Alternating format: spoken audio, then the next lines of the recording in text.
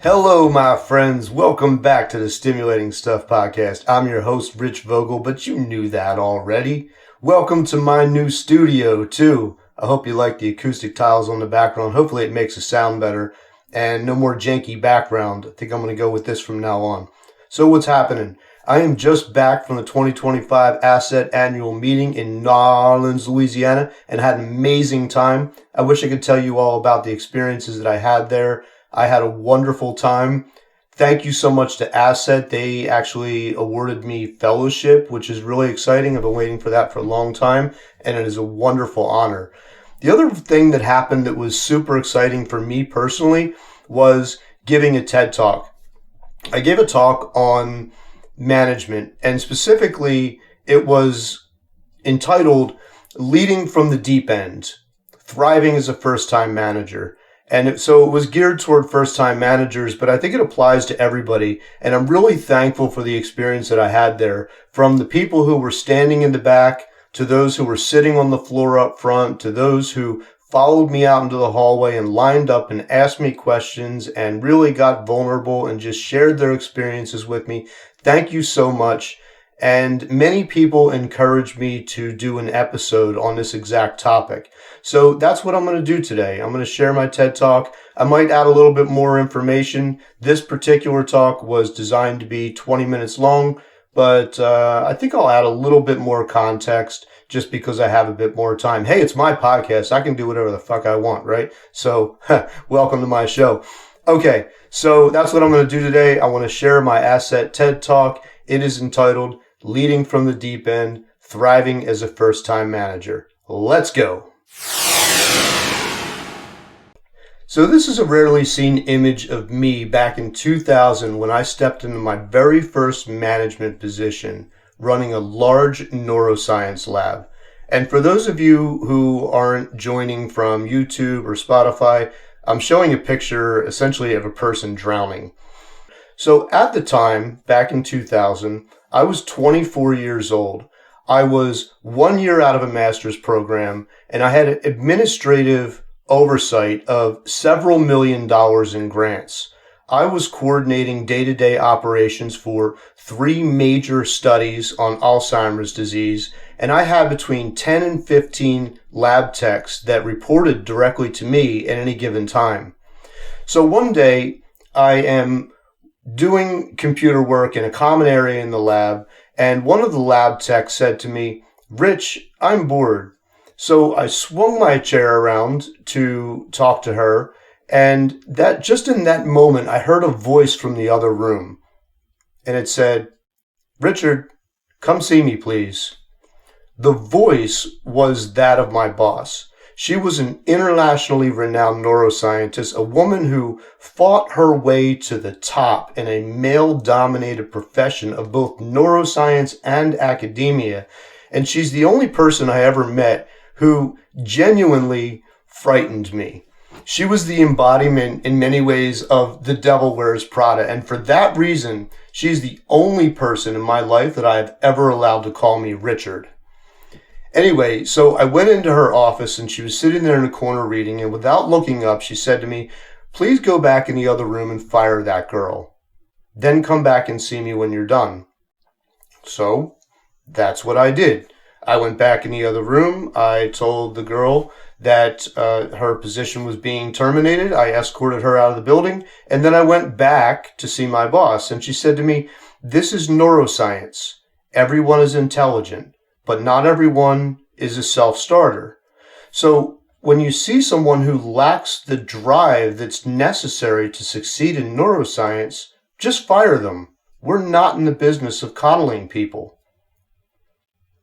And over the next 2 years, that's basically what I did in that role. I would go on to fire more than 20 people. And that was really the first management style that I learned. Have the highest standards and fire everyone who doesn't. Now, to be fair, I received some outstanding mentorship in that role, and I learned a lot. Most of what I learned positioned me for success in the future, in graduate school, and beyond. But I didn't learn much about managing people. I learned about managing processes, but not people. So fast forward to 2012, after graduate school, after entering neuromonitoring and all of that, 2012 received my first promotion in neurodiagnostics. I became the frontline manager for neuromonitoring services at one of the busiest hospitals for neuromonitoring in the nation. At the time, I worked for a private neuromonitoring company, and this hospital was my employer's largest and most profitable, or at least one of them. And I had a large team of people that reported directly to me. We typically had regional employees that would come in and supplement the work. But in total, on any given day, I probably had 10 to 12 people who were there on site reporting to me. We covered 6 to 8 rooms per day, 2 to 4 cases per room, 3,000 to 5,000 surgeries per year. We had 24/7 call coverage with frequent middle of the night call-ins. And I would say the facility was complex, the schedule was dynamic, the standards of care were extremely high, and the politics in the facility, in my company, and on my team were complicated and frequently lacked alignment. I was totally unprepared for that role. And that's why I'm still showing this image of someone drowning, because for me, I was drowning. Now, I didn't get much in the way of training in terms of managing people. I got very good at managing processes, though, and I had some wonderful people around me who really helped me to grow in that way. So to be fair, I definitely want to give a nod to the people who helped me grow as a manager in that role. But when it came to managing people, I wasn't very good, I admit it. Frankly, as a result of that, I burned out in 2 years when I was consistently working over 100 hours a week, and I just couldn't take it anymore. And in hindsight, when I think about that, a lot of those extra hours that I was working was because of my poor people management skills. So, I'm sure that if you asked the people who were around me at the time and they were truthful with you, they would tell you that I wasn't a very good manager. But I would say that today, as I sit here in 2025, I'm orders of magnitude better. And that's why I always say I will mourn the manager I came to be, but not the one who became him. And I might as well take this opportunity to apologize to the folks who I managed all those years ago.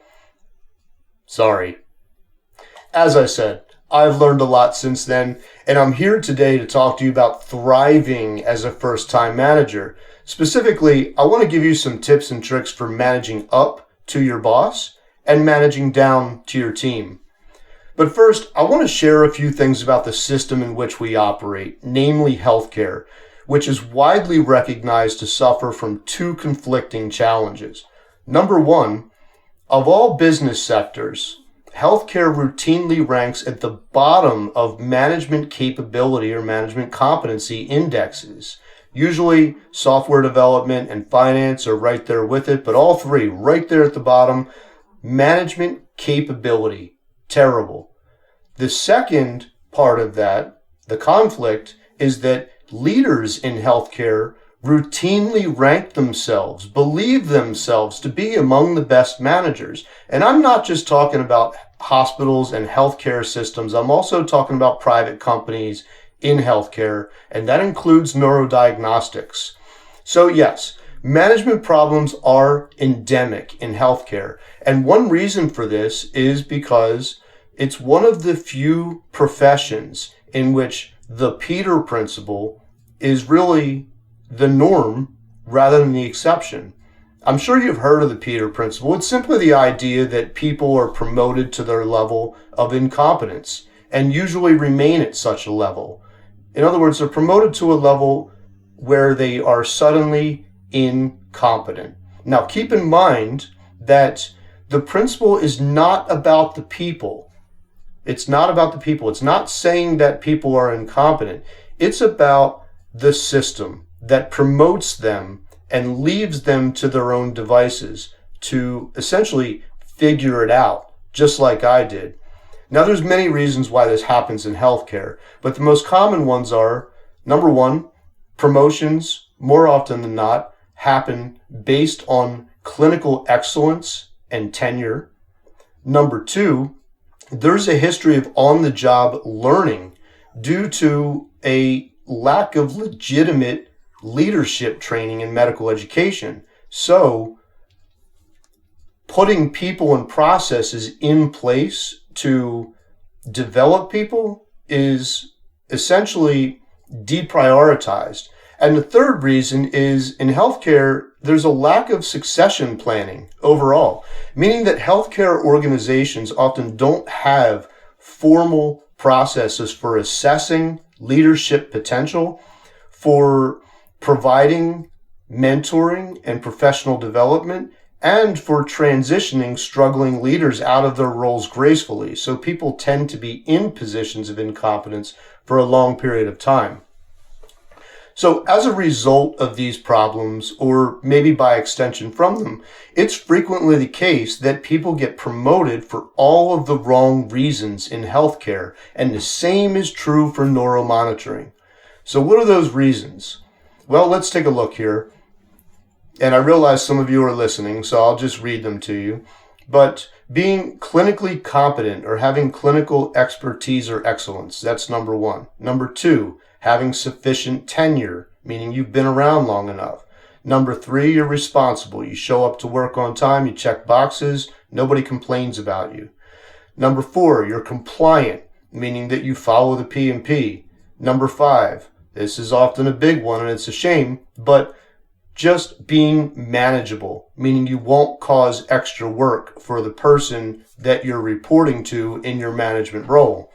You may be popular amongst your peers, well-liked. Sometimes you're just willing to take the role. There may be somebody else on the team who is far better suited to be a manager, but they're like, I don't want it. And you raise your hand and you say, I'll do it. And they say, okay, you can have it. There are vacancy urgencies, meaning there's some urgency to fill a vacancy, and there may be pressure from above to fill a role. So these are the primary reasons for promoting people in healthcare. And the results downstream in general are healthcare has an extremely high burnout and turnover rate amongst managers and employees.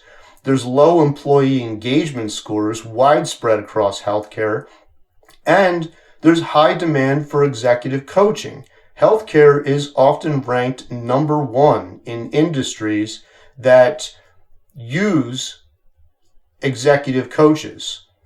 So I'm telling you this because we're talking about you being or becoming one of these managers.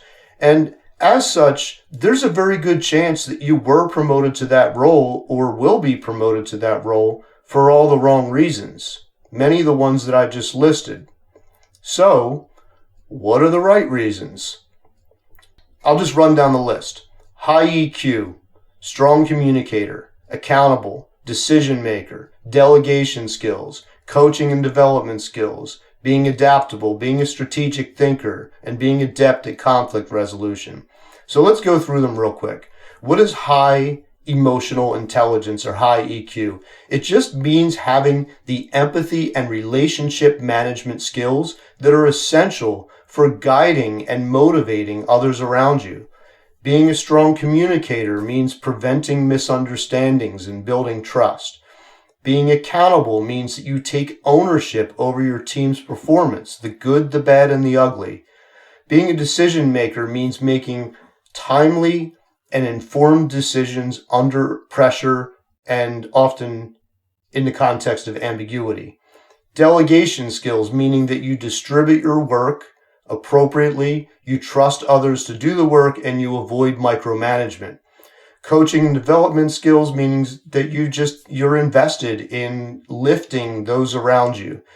Being adaptable means that you navigate change, uncertainty, and new challenges with resilience and flexibility. Being a strategic thinker means that you understand how your day-to-day work, how it aligns with the broader organizational goals.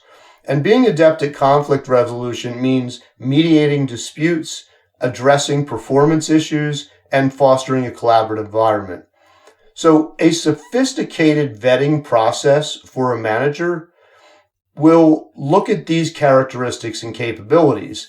And a sophisticated leadership structure within an organization is going to put people and processes in place to guide you through developing these characteristics such that you are optimally positioned to step up to the next role and the next. But unfortunately, hospitals and healthcare companies, they rarely have that level of sophistication when it comes to professional development and succession planning. So, what happens? You get promoted to a role that you're not prepared for and you're expected to figure it out, often with unclear expectations. And then you start doing the things that I did in that first role in neurodiagnostics, where I was trying to find balance between being a friend and coworker and being a manager, and between my team's needs and my organization's needs, and balance between being an authoritarian and being kind of democratic, finding balance between being a micromanager and being laissez-faire, hands-off, and balancing between providing my team with transparency and also giving them information that I know is need to know or not to be shared. So you may feel the same thing, and you may feel your own incompetence or lack of preparation. You may feel imposter syndrome. And so the question is, what should you do?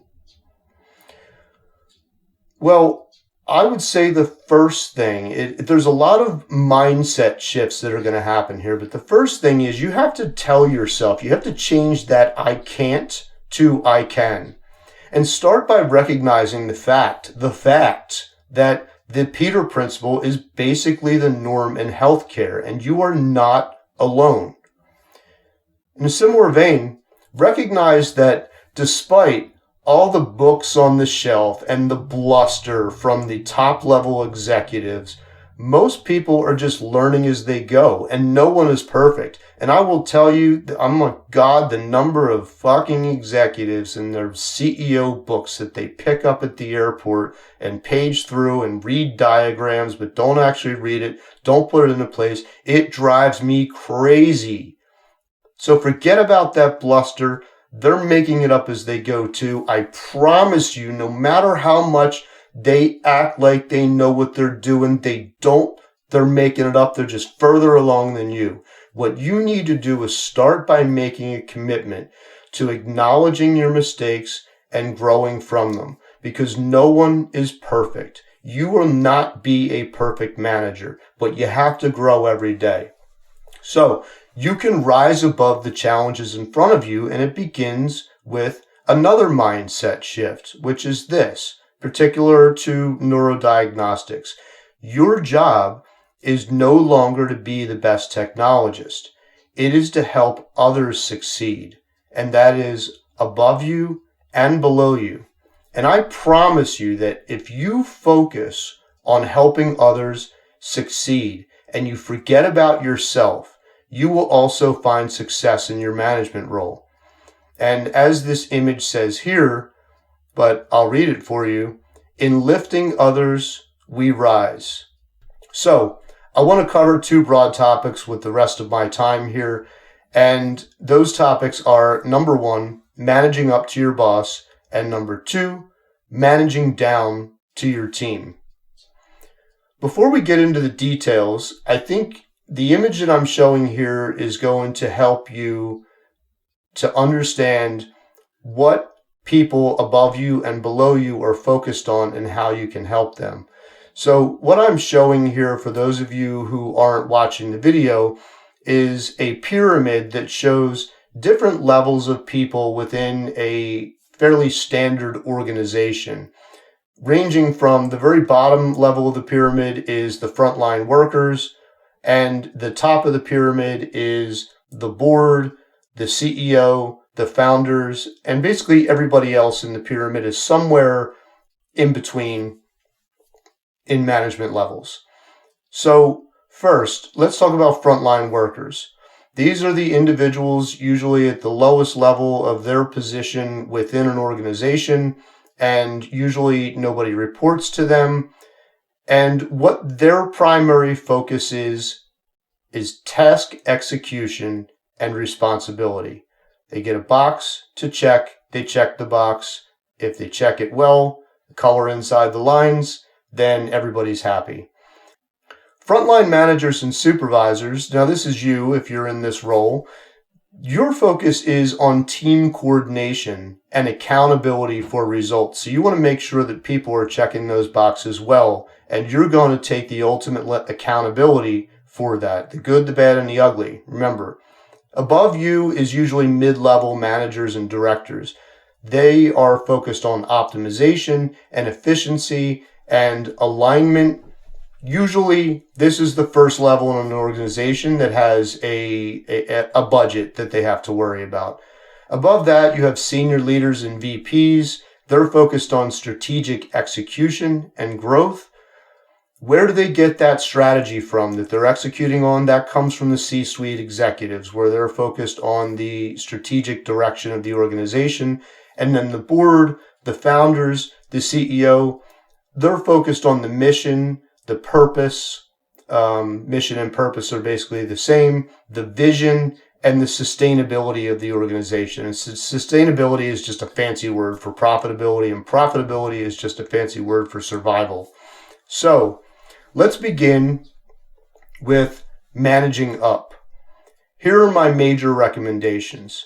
First, you need to understand your boss's goals. How is your boss assessed in their role, and how can you make them look good? What can you do to help them? And how will your boss assess you in your role? Understand your boss's goals. Second, clarify expectations early. I like to ask, for the person who was in this role before, what worked and what didn't? That helps me set a baseline. What autonomy do I have? What decisions can and should I make? And how often do you want updates and in what format?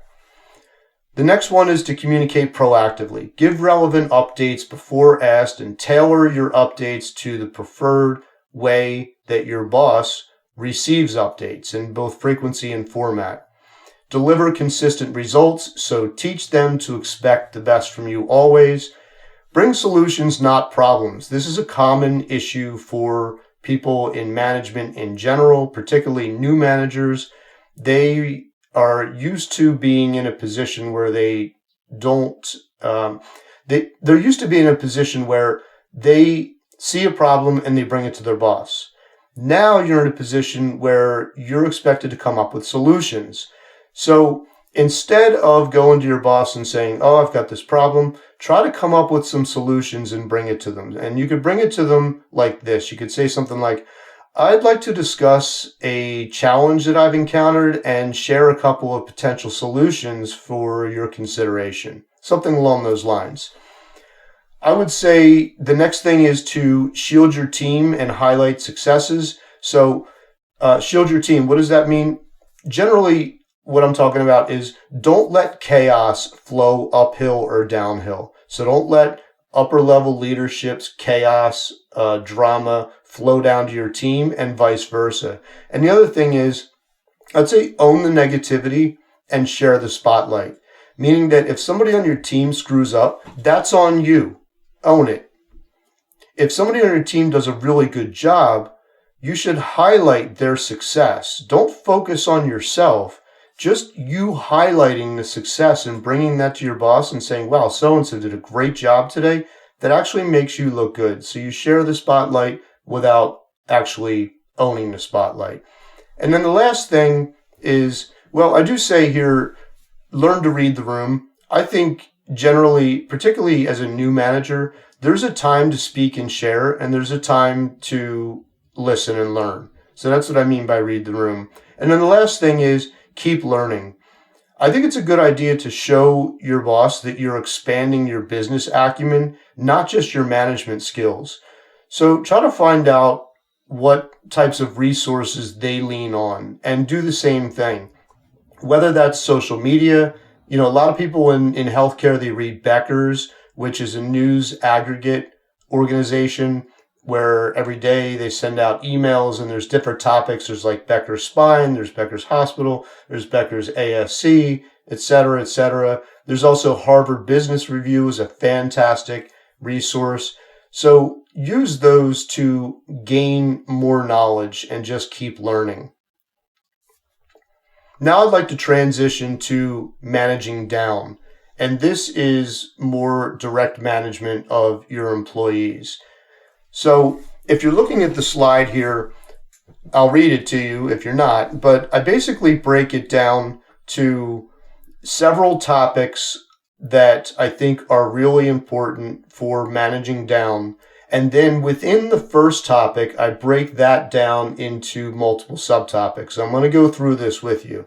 So the very first topic is that you need to have very early on in your management relationship with your team, you need to have a one-on-one meeting with each member of your team. Now, there's different words that you can use for this. I like one-on-one. There's also, you can call it an alignment meeting or an expectations meeting. I like one-on-one because it's more intimate, and that's actually what it is.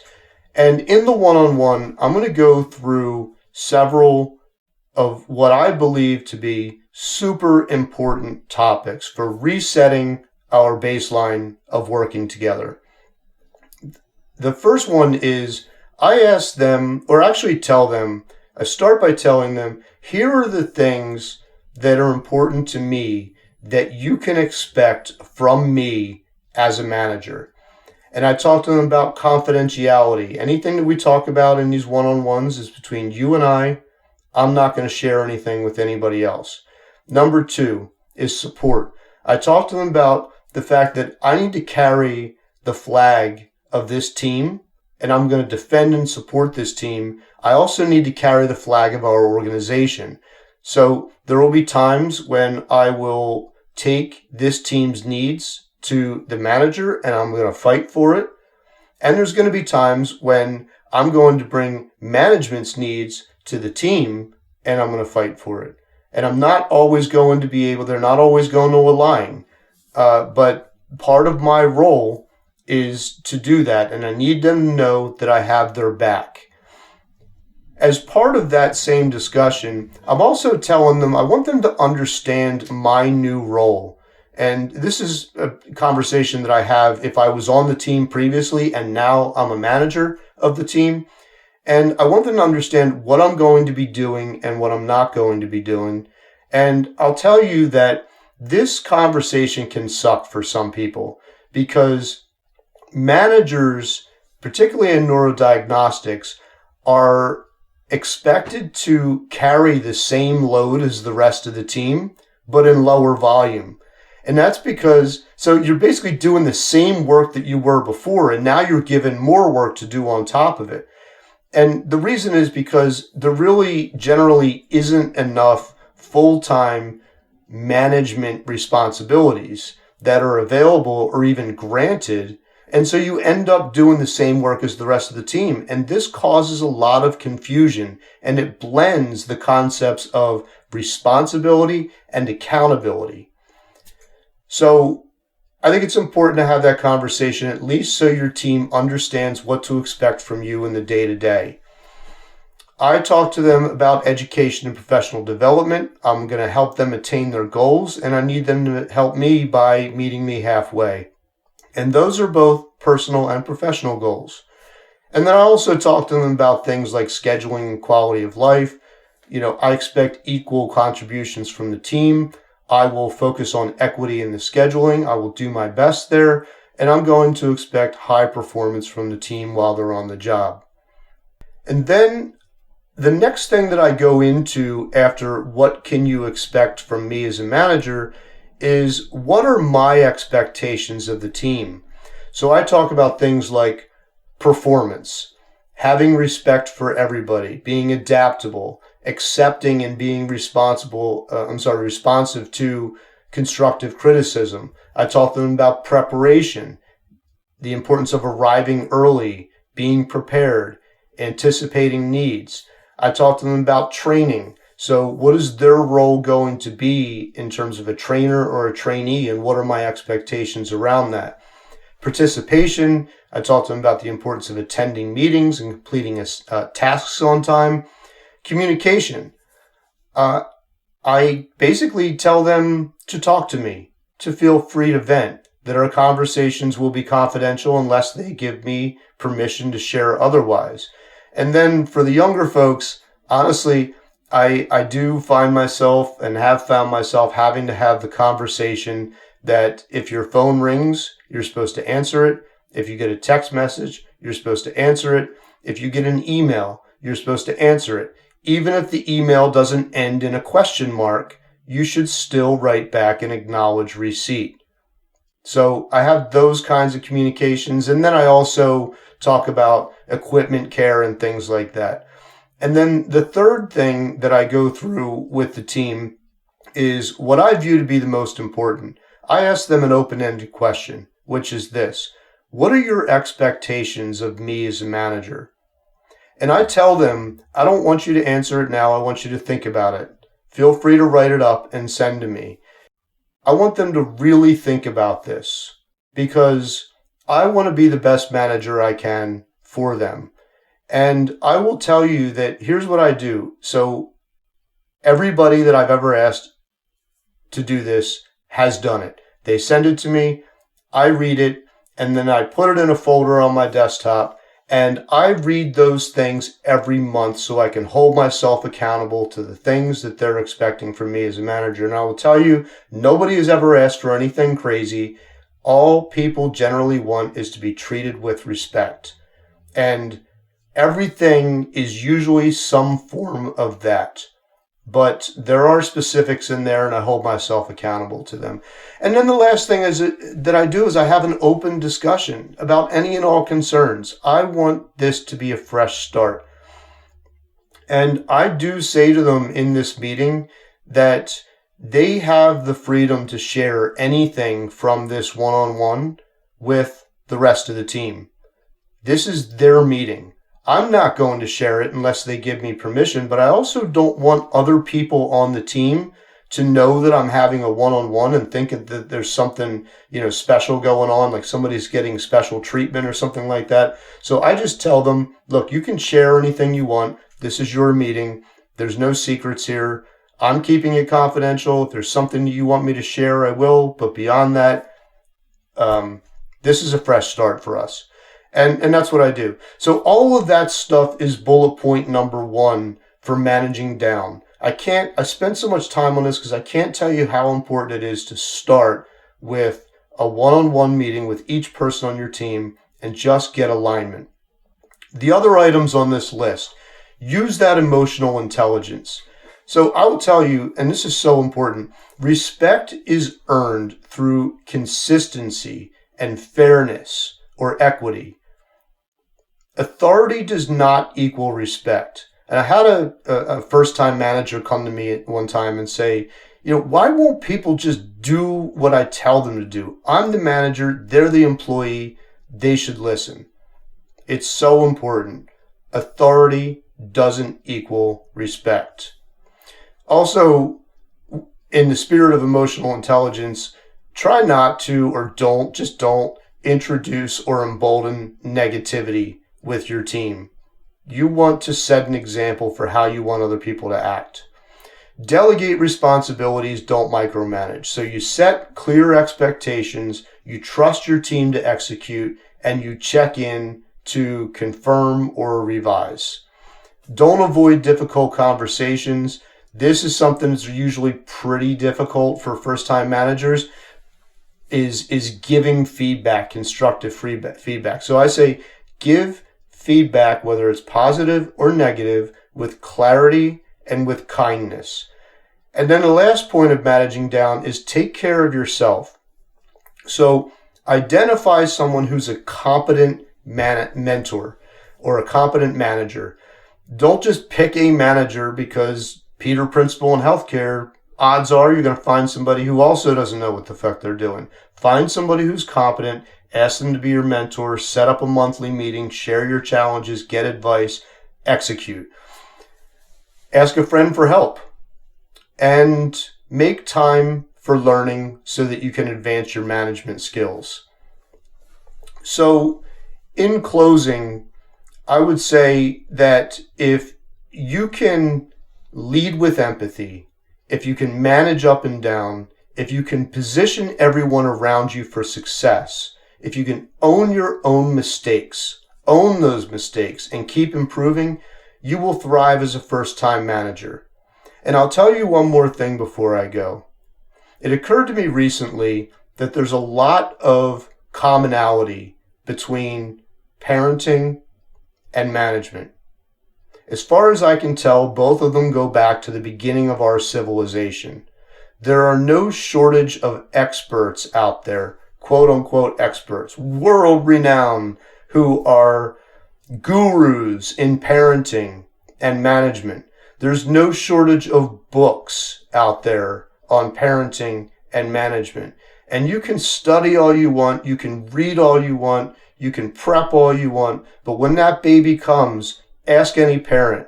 They're like, oh my God, this one's different. I didn't expect this. Same thing's true for management. You're going to make mistakes. You're going to grow. You just have to do the things that I told you as a starting point, and you will get better and better over time. Turn the I can't into the I can. You can do it. Okay, so that was my TED Talk. I just want to thank everyone who attended or listened to this episode, and I'd love to hear your thoughts on these topics. You can submit your questions and comments to the Rich Vogel subreddit or via email to stimulatingstuffpodcast@gmail.com. Thank you so much for listening. That's it for today. Be sure to subscribe to the Stimulating Stuff podcast channel on YouTube. I'm Rich Vogel, and that was Stimulating Stuff.